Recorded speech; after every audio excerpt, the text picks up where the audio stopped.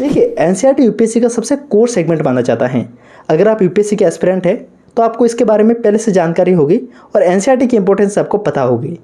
लेकिन अगर आपके पास में इन्हीं एनसीईआरटी को पढ़ने की एक साइंटिफिक अप्रोच नहीं है तो आप इन एनसीईआरटी के अंदर उलझ के रह जाएंगे। इस वीडियो के अंदर मैं आपको बताऊंगा एक ऐसे साइंटिफिक अप्रोच जिसके माध्यम से आप इन एनसीईआरटी को काफ़ी कम समय में पढ़ सकते हैं और काफ़ी लंबे समय तक याद रख सकते हैं। और अगर आप एक टारगेट बनाते हैं तो आप इन्हीं एनसीईआरटी को 90 दिनों के अंदर पढ़कर एक बार रिवाइज भी कर सकते हैं। So first of all, we will discuss about this scientific approach through which you can make your preparation very effective with NCERT.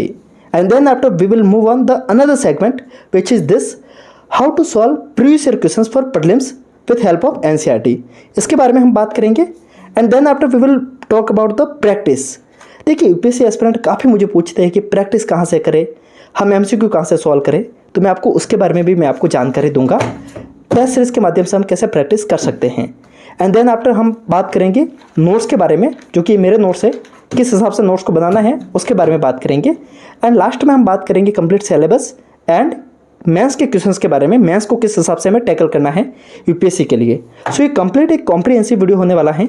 इसको पूरा देखने के बाद में मैं आपको इतनी उम्मीद तो दिला सकता हूँ कि इसके बाद में आपको किसी और वीडियो को देखने की नीड नहीं रहेगी कि एनसीईआरटी को कैसे पढ़ना है, और आपकी प्रिपरेशन की जो शुरुआत है वो काफ़ी शानदार हो जाएगी इस वीडियो को देखने के बाद में। हेलो एवरीवन, नमस्ते India and wonderful welcome to civil aspirant. I hope आप सभी लोग काफ़ी बेहतरीन होंगे। My name is Mukesh Pokhraj and चलते हैं वीडियो को शुरू करते हैं। देखिए इस वीडियो के अंदर जैसे कि मैंने आपको बताया काफ़ी हम बहुत सारे पॉइंट को हम कवर करेंगे। मुझे नहीं पता इस वीडियो की ड्यूरेशन कितनी जाएगी, पर मैं आपसे इतनी उम्मीद करता हूं कि आप पूरा वीडियो देखेंगे तभी आपको सारी चीज़ें समझ में आएगी। और अगर आपको अच्छा लगता है तो आप एक लाइक और कमेंट करके जरूर बताना, क्योंकि अभी आप समझ पा रहे होंगे मेरा पूरा गला जाम है, उसके बावजूद भी मैं वीडियो बना के आपको दे रहा हूँ। देखिए मैंने जो भी ये जो बुकें ली हैं इसमें मैंने सिर्फ हिस्ट्री के सेगमेंट को उठाया है। इसके पीछे रीज़न ये है कि देखिए जब आप तैयारी शुरू करते हैं तो मैक्सिमम एस्पिरेंट हिस्ट्री के साथ में एनसीईआरटी को पढ़ते हैं या फिर ज्योग्राफी के साथ में पढ़ते हैं। मैं आपको जो अप्रोच बता रहा हूँ वो सभी सब्जेक्ट के ऊपर लागू होगी, बस आप इसको सुनते जाइएगा। देखिए अगर हम हिस्ट्री की बात करते हैं तो हमारे पास में कितनी एनसीईआरटी होती हैं। क्लास 6 के अवर पास्ट फर्स्ट, क्लास 7 के अवर पास्ट सेकंड, क्लास 8 के अवर पास्ट थर्ड। सो ये 3 सब्जेक्ट रहती है हमारे पास में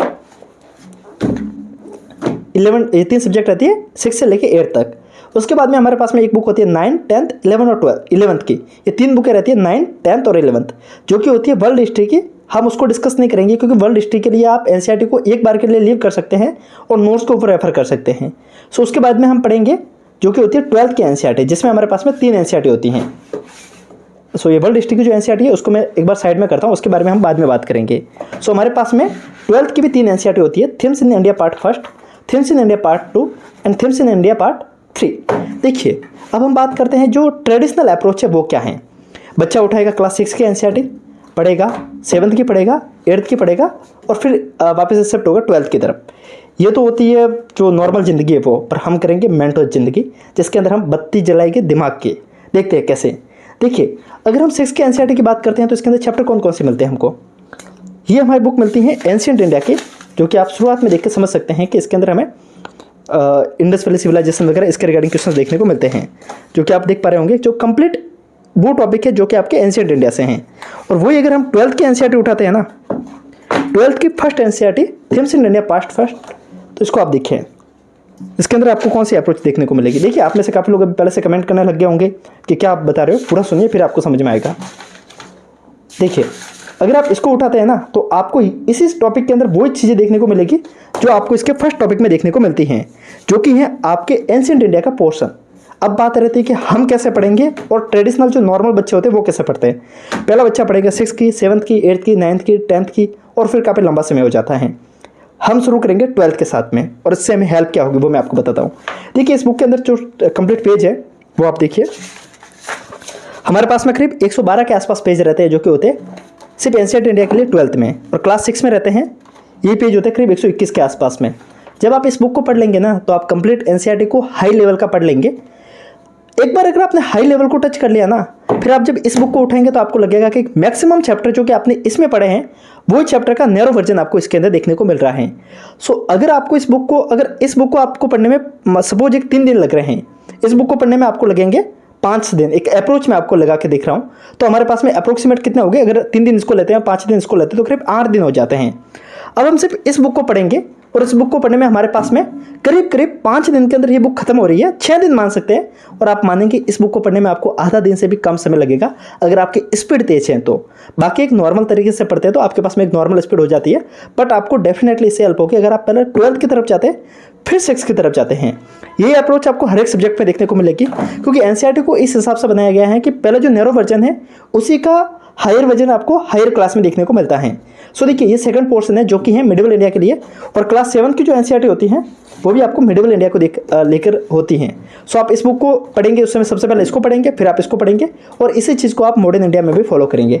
सो हमारे पास में इन बुकों को पढ़ने की जो सबसे साइंटिफिक अप्रोच होती है वो ये होती है कि हम डाउन से ऊपर नहीं चढ़ेंगे, हम ऊपर से नीचे की तरफ आएंगे।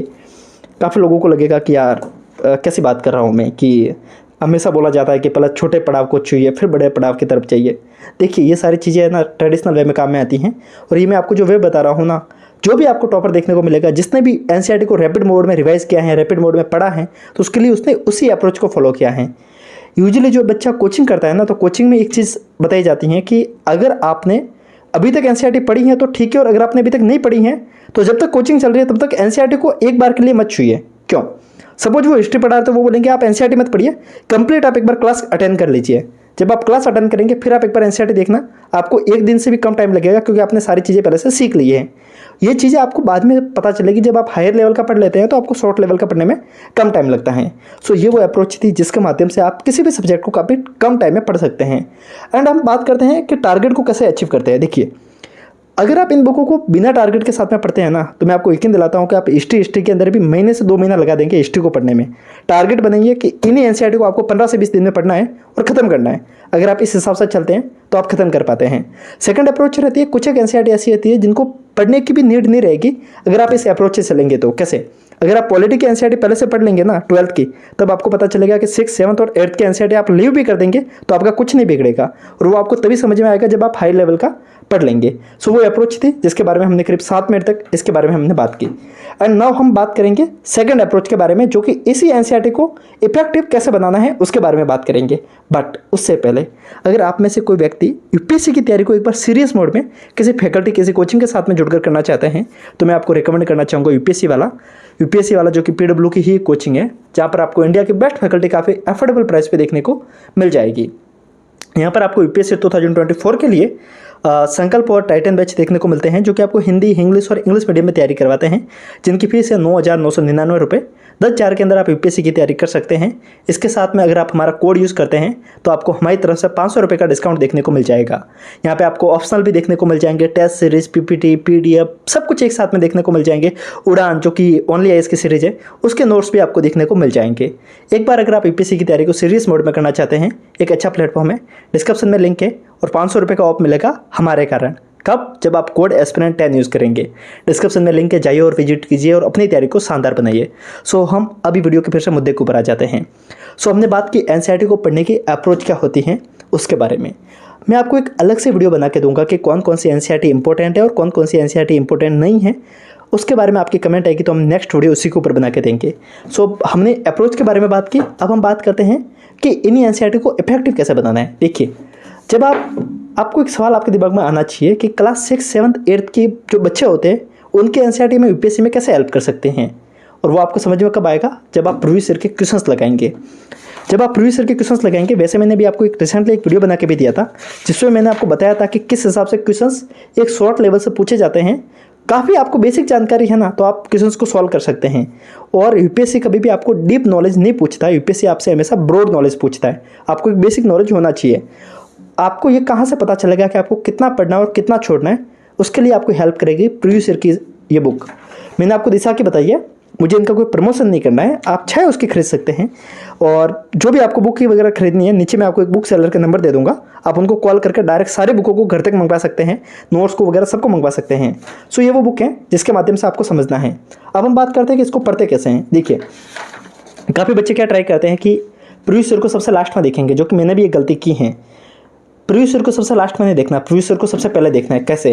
जब आप एंशिएंट इंडिया शुरू करने वाले होते हैं ना क्लास 12th की, उससे पहले आप एंशिएंट इंडिया के सारे क्वेश्चन जो कि शुरुआत में देखने को मिल जाते हैं, उनको आप निपटा दीजिए। ये एंशिएंट इंडिया के क्वेश्चन है, आपको मुझे पता है समझ में कुछ भी नहीं आने वाला है, फिर भी आप एक बार इसको पढ़िए। जैसे ही आप इन सारे क्वेश्चन को पढ़ लेते हैं, उसके बाद में आप एनसीईआरटी को पढ़िए। फिर आपको क्या होगा कि जब आप क्वेश्चंस एनसीईआरटी पढ़ेंगे तब आपको पता चलेगा कि अच्छा क्वेश्चंस यहाँ से पूछा जा रहा है। जब आप एनसीईआरटी को पढ़ लो तो फिर से एक बार इसको रिवाइज कीजिए। मुझे पता है फर्स्ट टाइम में आपको समझ में नहीं आएगा, पर आप जब सेकंड टाइम इसको पढ़ेंगे तो आपको बहुत कुछ समझ में आ जाएगा। सो ये अप्रोच है प्रीवियस ईयर क्वेश्चंस के लिए। अब हम बात करते हैं, जैसे एक और बात यहाँ पे बताना चाहूँगा, अगर आपको ये अप्रोच समझ में नहीं आई है प्रीवियस ईयर को लेकर, तो इसको लेकर मैंने एक डिटेल में वीडियो बना रखा है, उसको आप देख सकते हैं, आपको डिटेल में समझ में आ जाएगा। अब हम बात करते हैं कि हमें प्रैक्टिस कैसे करनी है। जैसे कि ये विजन की टेस्ट सीरीज है।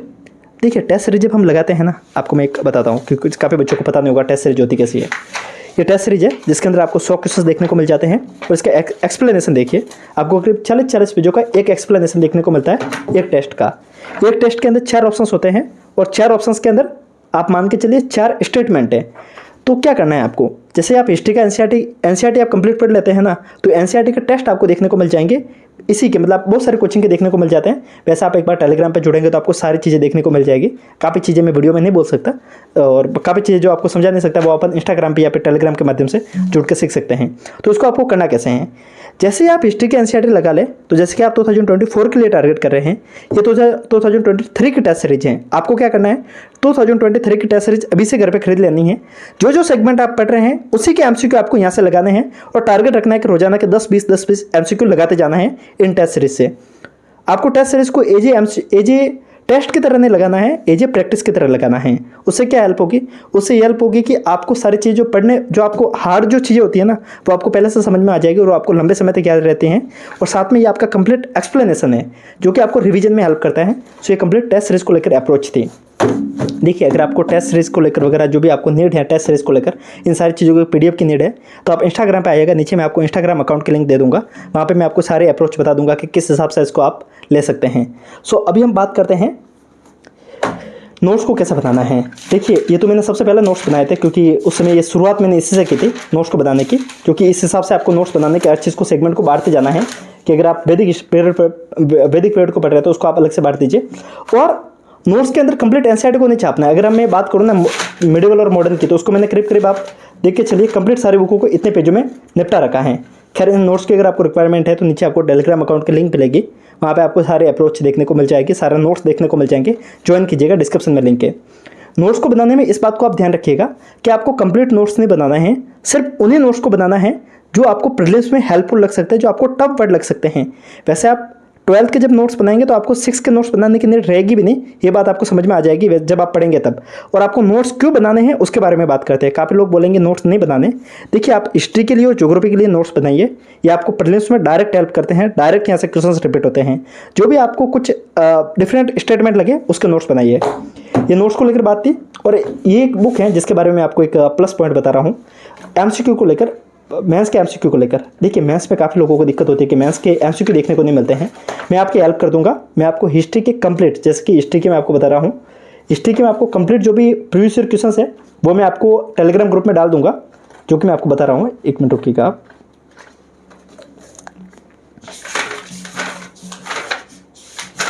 देखिए ये एंशिएंट इंडिया है। एंशिएंट इंडिया से वैसे मैथ्स में क्वेश्चंस आते नहीं हैं, पर जो मॉडर्न के क्वेश्चंस आते हैं वो मैं आपको सारे एक ही साथ में टेलीग्राम ग्रुप में डाल दूंगा, जो कि इस हिसाब से हैं, आप देख सकते हैं। ये कंप्लीट प्रीवियस ईयर क्वेश्चंस है जो कि मैथ्स को लेकर हैं, ये मैं सारे अपने टेलीग्राम ग्रुप में डाल दूंगा। आपको सारी हेल्प यहाँ से हो जाएगी मैथ्स को लेकर। सो ये कंप्लीट पेज की मैं आपको पीडीएफ बना के दे दूंगा टेलीग्राम ग्रुप में। सो ये कंप्लीट अप्रोच थी एनसीईआरटी को लेकर, एनसीईआरटी को कैसे पढ़ना है, स्ट्रॉन्ग कैसे बनाना है, और कंप्लीट अप्रोच के माध्यम से आप एनसीईआरटी को शानदार बना सकते हैं। ये वीडियो कैसा लगा आप मुझे कमेंट करके बताइएगा, क्योंकि वीडियो को बनाते वक्त मुझे इतना पसंद हो रहा है कि आपको दिख रहा होगा यहाँ पे। सो अगर आपको इन सारी चीज़ों से मदद होती है तो आप कमेंट कीजिए, लाइक कीजिए और वीडियो को अधिक से अधिक शेयर कीजिए। आपको क्या लगता है, आपकी क्या मनोदशा है, किस वीडियो के ऊपर हमें नेक्स्ट वीडियो बनाना चाहिए, बताइए, हम बनाएंगे। सो मिलते हैं, तब तक के लिए हंसते रहिए, मुस्कुराते रहिए, साथ साथ में पढ़ते भी रहिए।